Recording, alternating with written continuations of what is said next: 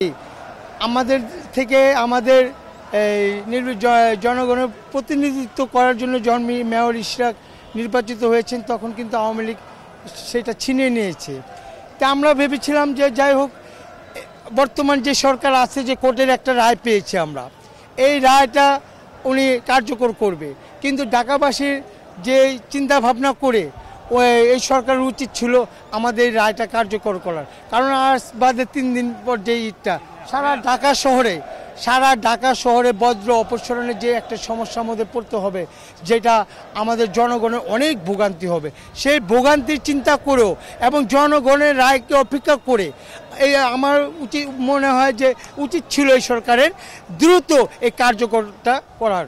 কিন্তু এখন যদি আমাদের এই কার্যকরটা যদি রায় না দেয়, কার্যকরটা যদি অতি দ্রুত না করে, তাহলে আমরা ঢাকাবাসী আন্দোলন আরো বেগবান করব। আমরা কিন্তু ঢাকাবাসী, আপনি বলছেন শক্তিশালী একটা প্রশাসন থাকার পরও আমরা কুরবানি দিয়ে আসলে আমরা হিমশিম খেতে হয়। তারপরে এখন সরকারের কাছে যেই আমরা যৌক্তিক দাবিটা করছি, তারা কেন এই তালগোল পাকাচ্ছে এবং এটার কার্পণ্যতা করছে, এটা আমরা বুঝতেছি না। সরকারের এই স্বার্থটা কি? ওনারা কি আসলে জনগণের সেবা করতে আসছে, নাকি ওনারাই একটা লুটপাটের একটা রাজত্ব তৈরি করতে চাচ্ছে? এটাই আমরা বুঝতেছি না।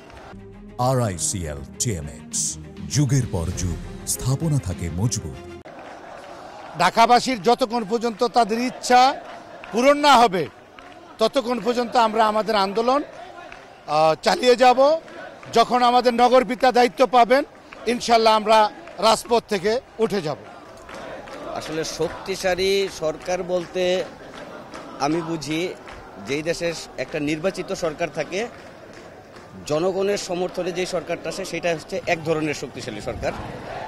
আর আরেক ধরনের শক্তিশালী সরকার হচ্ছে যাকে বলা হয় স্বৈরাচার, ফ্যাসিস্ট। আপনি একটা জিনিস খেয়াল করে দেখবেন, যে কোনো কাজ যদি নিজের মন থেকে স্বতঃস্ফূর্তভাবে করা হয়, 10 জনের কাজ 5 জনে করাটা খুব সহজ। আর যদি নিজের মন থেকে না করে কারো প্রেসারে পড়ে বা করতেই হইব তোমার, এরকম যদি চিন্তা ভাবনা থাকে, তাহলে 5 জনের কাজ 10 জনের না 15 জনও করতে হিমশিম খেতে হয়। আর দ্বিতীয়ত হলো, আজকে প্রায় 20 দিন যাবৎ যে আন্দোলনটা চলতেছে, আমি ঢাকাবাসীকে ধন্যবাদ জানাই যে ঢাকা দক্ষিণ সিটি কর্পোরেশনের যে ইমার্জেন্সি সার্ভিসগুলো আছে এগুলো কিন্তু বন্ধ করে নাই। আমার ধারণা বা আমার জানা মতে শুধুমাত্র দাপ্তরিক কাজগুলো কিছু কিছু ক্ষেত্রে বন্ধ আছে। আর সমস্ত যেমন ইমার্জেন্সি কাজের মধ্যে পরিবহন আছে, বিদ্যুৎ আছে, বর্জ্য ব্যবস্থাপনা আছে এবং স্টেট ডিপার্টমেন্ট যেটা, এগুলো কিন্তু ঢাকাবাসী নিজের থেকেই জনগণের সুবিধার্থে শিথিল করছে যে না, আপনারা আপনাদের প্রয়োজনীয় কাজগুলো করবেন, তবে ব্যাপক হারে না। যেটা না করলেই না, জনগণের অতি ভোগান্তি হবে, এই ধরনের কাজগুলো আপনারা অবশ্যই করবেন।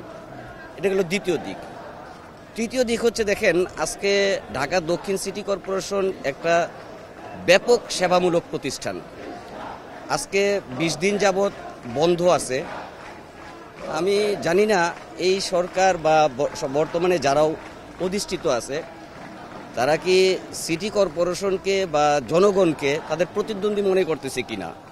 যদি তাই না করতো, কোর্টের রায়, নির্বাচন কমিশনের গ্যাজেট থাকা সত্ত্বেও এই সামান্য একটা ইস্যুকে এত বড় পর্যায়ে নিয়ে আসতেছে, এটা আমার বোধগম্য হচ্ছে না।